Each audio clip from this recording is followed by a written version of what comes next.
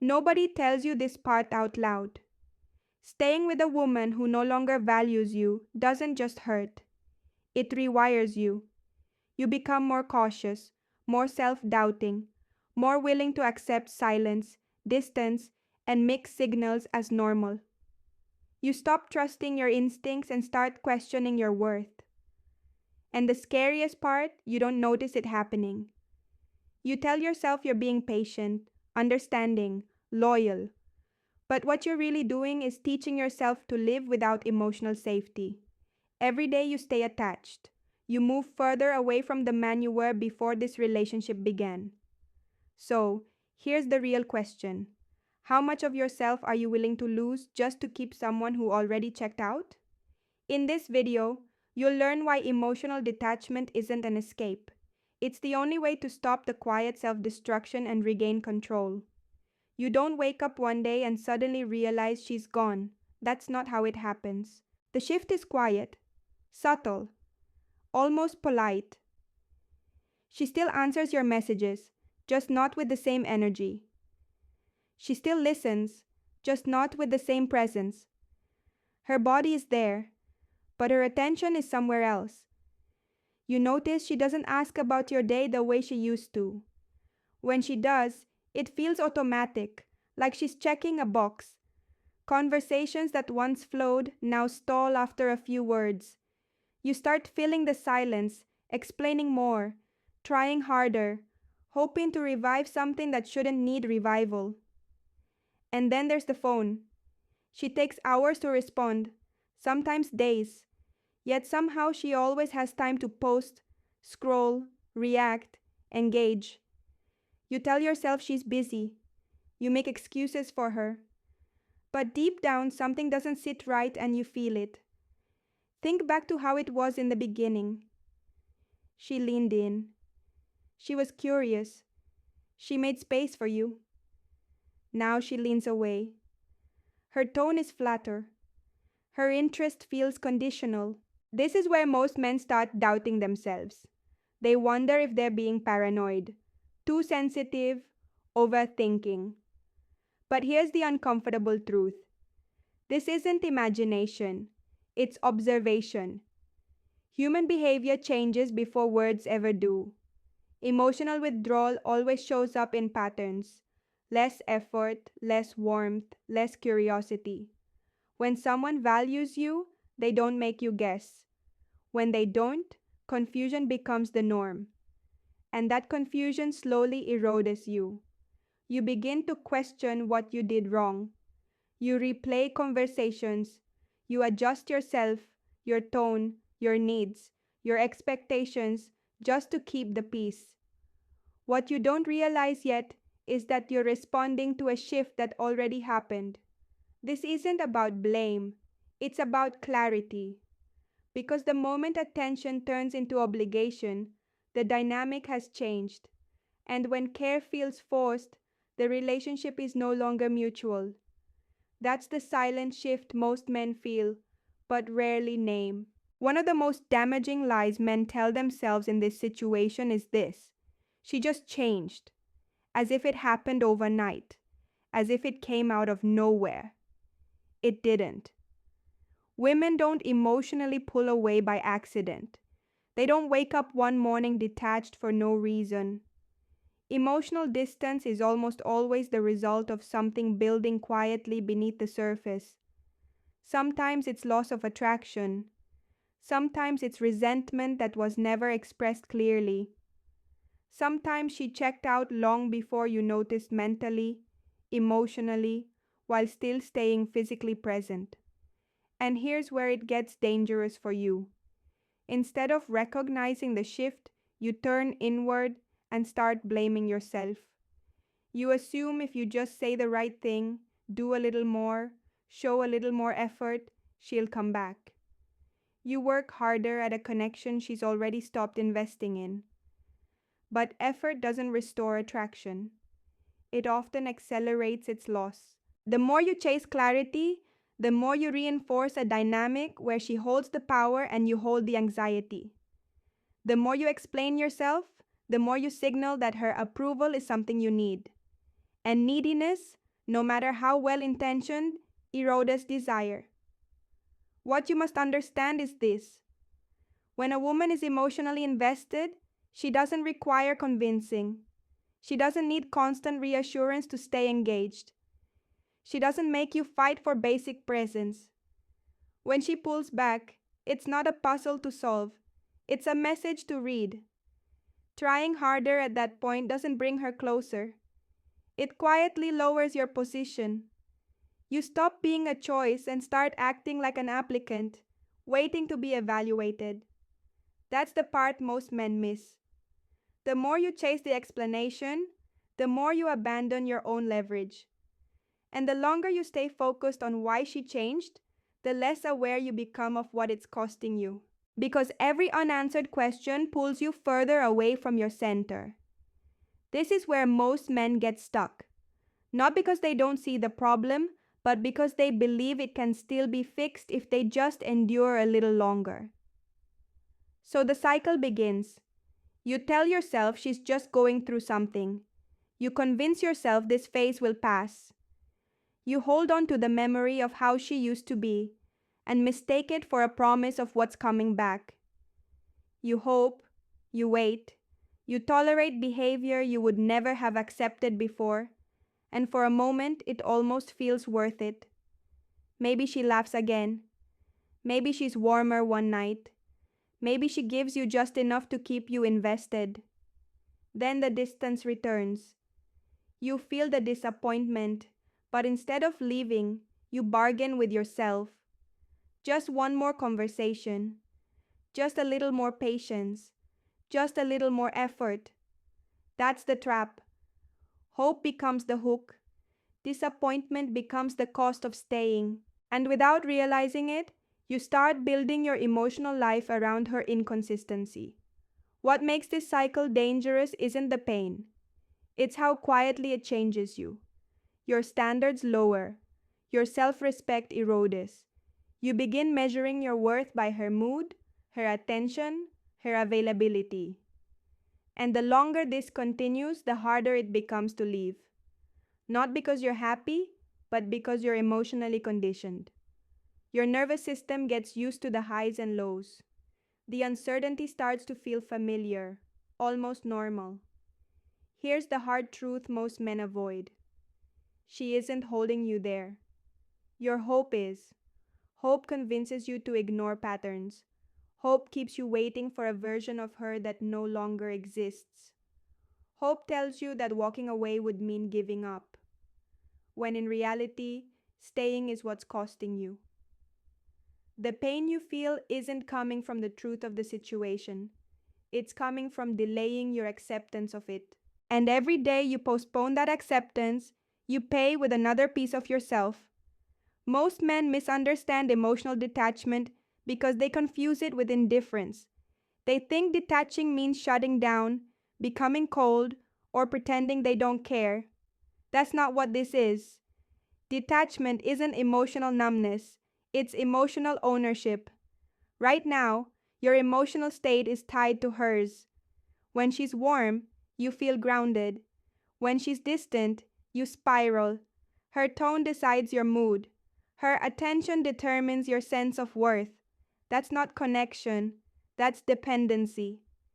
And dependency is never attractive. More importantly, it's never empowering. Emotional detachment is the moment you stop outsourcing your stability. It's when you decide that your peace will no longer be held hostage by someone else's inconsistency. You don't stop feeling, you stop reacting. There's a critical difference. When you're detached, you still care. You're just no longer controlled. You observe behavior instead of chasing reassurance. You register distance instead of trying to close it at any cost. You let actions speak without rushing to explain them away. This shift is subtle but powerful because the moment you don't need her to be okay, the dynamic changes. You stop negotiating for basic respect. You stop adjusting yourself to avoid losing her. You stop performing for attention that should be freely given. That's where real leverage lives. Not in ultimatums, not in manipulation, but in self-sufficiency. Detachment restores your center. It brings you back into alignment with your standards. Standards you compromised when you started tolerating confusion and emotional absence. It reminds you that attraction grows where self-respect is intact. And here's what most men never hear. Detachment doesn't close your heart. It protects it. You're not building walls. You're building boundaries. You're not becoming unavailable to love. You're becoming unavailable to disrespect. When someone values you, detachment doesn't push them away. It brings clarity. When they don't, detachment saves you from abandoning yourself trying to prove your worth. That's the power move. Detachment doesn't start with strength, it starts with honesty. Before anything changes on the outside, you have to stop lying to yourself on the inside. You've been hurt, disappointed, drained, and pretending otherwise hasn't made you stronger. It's just kept you stuck. The first step is allowing the pain to exist without letting it take control. That means acknowledging what this situation has cost you. The energy you poured in, the anxiety you normalized, the version of yourself that slowly shrank just to keep the connection alive. You don't suppress that pain, and you don't dramatize it either. You observe it, you name it, and then you refuse to build a permanent identity around it. Pain is information, not a destination. From there, detachment becomes practical. This is where boundaries come in, not as punishment, but as protection. You stop being instantly available. You stop responding just to ease tension. You stop letting her access you whenever it's convenient for her, but costly for you. This isn't about playing hard to get. It's about getting your nervous system out of constant alert mode. Every delayed reply, every vague interaction, every emotional breadcrumb has been keeping you on edge. Boundaries interrupt that cycle. You don't need long explanations. You don't need dramatic announcements. You just reduce exposure to what destabilizes you. Distance creates clarity, and in that space, something important happens. You get your energy back. That energy has been tied up in monitoring her moods, reading between lines, waiting for signs. When you detach, that attention turns inward. You start reinvesting in your body, your routines, your goals, physical movement, consistent structure, time with people who don't make you feel uncertain about where you stand. Not as distractions, but as realignment. Because when your life is full, emotional crumbs stop feeling like meals. This stage feels uncomfortable at first. The silence is louder. The absence feels heavier before it feels freeing. But that discomfort is withdrawal, not loss. You're detoxing from emotional dependency. And like any detox, the body resists before it stabilizes. What you're doing here is reclaiming space, mental space, emotional space, identity space. And here's the shift most men don't expect. The more space you create, the less obsessed you become with what she's doing, thinking, or feeling. Not because you're forcing indifference, but because your focus finally has somewhere better to go. The space she once occupied wasn't meant to stay empty. It was meant to be rebuilt. There comes a point where distance isn't enough anymore. You've reduced contact. You've pulled your energy back. You've created space. And yet, something still keeps you tethered. Old messages, shared memories, the illusion that staying connected in some smaller way is harmless. This is the hardest truth to accept. Not every connection is meant to be preserved. Some are meant to be ended cleanly. If she's no longer choosing you, staying partially available only keeps the wound open. You tell yourself you're being mature, that you're being understanding, that maybe staying friends proves emotional strength. But most of the time, it's not strength, it's hesitation. Friendship after emotional withdrawal rarely benefits both sides equally. It keeps you emotionally invested while giving her access without responsibility. You remain present, supportive, familiar while she moves on at her own pace, on her own terms. That imbalance is costly. Then there are the reminders you hold on to, the photos, the saved conversations, the late night scrolls through old moments when things felt real. You tell yourself you're just remembering, but what you're really doing is reopening a wound that never fully closed. You can't heal in a space that keeps pulling you backward. Cutting ties doesn't require drama. It doesn't require anger. It doesn't even require her to fully understand your decision. It requires clarity. A quiet, firm decision to stop engaging with what keeps you emotionally anchored to a past that no longer exists. This might mean unfollowing, deleting conversations, removing access not out of spite but out of self preservation. And yes, it feels uncomfortable. Finality always does, because finality forces you to confront what you've been avoiding. The relationship you were holding on to is not the relationship you are actually living. Here's the perspective shift that matters most. Letting go isn't losing. It's stopping the daily self betrayal of hoping something will return to what it was. You cannot start a new chapter while rereading the old one every night. Healing requires space that is uninterrupted, and sometimes the most respectful thing you can do for both of you is to step away completely. Walking away isn't weakness, it's choosing not to hurt yourself anymore. Here's what almost no one warns you about. The moment you truly begin to detach, when your energy shifts, when you stop chasing, when your reactions disappear, there's a strong chance she notices. And when she does, the dynamic changes again. Not because she suddenly values you more, but because she feels the loss of control. This is where emotional sabotage begins. Out of nowhere, you receive a message. It's casual, light, almost nostalgic. Hey, just thinking about you. After days or weeks of silence, that single line lands harder than it should. Not because it means something, but because it reopens the door you just closed. This is breadcrumbing. She doesn't want full connection. She just wants to know you're still there, still reachable, still emotionally available if she needs reassurance, comfort, or validation. Then come the promises. She says she's been reflecting, that she realizes her mistakes, that things could be different now. And for a moment, it sounds exactly like what you've been waiting to hear. But real change isn't sudden, it's consistent. Words are easy when someone feels their leverage slipping. If behavior doesn't follow over time, the promise isn't progress, it's a reaction. Another tactic is jealousy. Subtle mentions of someone new. Photos that feel slightly staged. Stories meant to provoke a response. The goal isn't happiness, it's reaction. If you feel unsettled, if you reach out, if you question yourself, the hook is back in.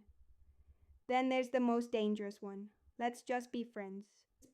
It sounds reasonable, mature, peaceful, but it often means staying emotionally close while removing commitment entirely. You become the safety net while she explores her options. That arrangement rarely heals you. It prolongs the attachment. And finally, the surge of attention. Sudden calls, texts, invitations, affection that feels intense but oddly temporary. It's easy to mistake this for renewed interest. But ask yourself one question. Does it remain when you stop leaning in? If it disappears the moment you relax, it was never about connection. It was about control. Here's what protects you through all of this. You don't argue, you don't explain, you don't defend your distance, you observe. Manipulation only works when you react emotionally. The moment you stay calm, consistent, and grounded, the tactics lose their power. You don't need to prove anything. You don't need closure from someone who benefits from keeping you uncertain. Detachment isn't tested when things are quiet. It's tested when they try to pull you back. And every time you don't respond the way they expect, you reclaim a little more of yourself. This is where everything comes together. When detachment settles in, not as an act, but as a state, you notice something shift inside you. You're no longer checking your phone with anticipation. You're no longer reading into silence. Her actions stop dominating your inner world, not because she suddenly changed, but because you did. Emotional detachment leads to emotional independence, and independence changes the standard you operate from. You stop asking, "Why isn't she choosing me?" and start asking, "Does this dynamic even meet my standards anymore?" That question alone changes everything. When you're detached, you become unavailable, not to connection, but to disrespect. You no longer tolerate inconsistency masked as confusion. You no longer accept half effort dressed up as circumstance. You don't chase clarity from someone who benefits from keeping things unclear. And here's the quiet power in that position. The right person doesn't require you to abandon yourself. You don't have to shrink. You don't have to over-explain. You don't have to compete for attention. Mutual interest feels calm. It feels steady. It doesn't create anxiety or force you to second-guess your worth. Detachment recalibrates you to recognize that difference instantly. This is why emotional detachment isn't about her at all. It's about the version of you that no longer negotiates with uncertainty. The version that doesn't stay where effort isn't reciprocated. The version that understands walking away isn't failure. It's alignment. You didn't lose her. What you lost was the illusion that sacrificing your peace would somehow earn you love. And what you gained was far more valuable: your center, your standards, and your self-respect. Detachment doesn't make you closed off. It makes you selective. And from that place, only what truly deserves you gets access. Detachment is often misunderstood as giving up. But what you've really done is come back to yourself. You stopped waiting for clarity from someone who benefited from your confusion. You stopped negotiating with uncertainty. You stopped tying your peace to whether someone else chose you today. That's not loss. That's self-respect being restored. Emotional detachment isn't a single decision. It's a return to your own center. It's the moment you realize that love was never meant to feel like anxiety, and connection was never meant to cost you your identity. When you detach, you don't become colder. You become clearer, and clarity is powerful. Because once you choose yourself, something changes permanently. You no longer chase what runs. You no longer stay where effort isn't matched. You no longer confuse intensity with intimacy or hope with truth. Peace doesn't come from finally being chosen. It comes from choosing yourself consistently without apology. If you've watched this far, it means some part of you already knows this path is necessary. So let this be your line in the sand. Not against her, but for you. If this perspective helped you see your situation more clearly, take a second to subscribe. Not for content, but as a commitment to holding a higher standard for your emotional life. Let me know in the comments which part of this journey you're currently in. Awareness is the first step toward change. And if you know another man who's quietly stuck in this same loop, confused, exhausted, questioning his worth, share this with him. Sometimes clarity is the interruption someone needs. You don't need to prove your value to anyone who can't see it. You just need to stop abandoning yourself. That's where everything begins.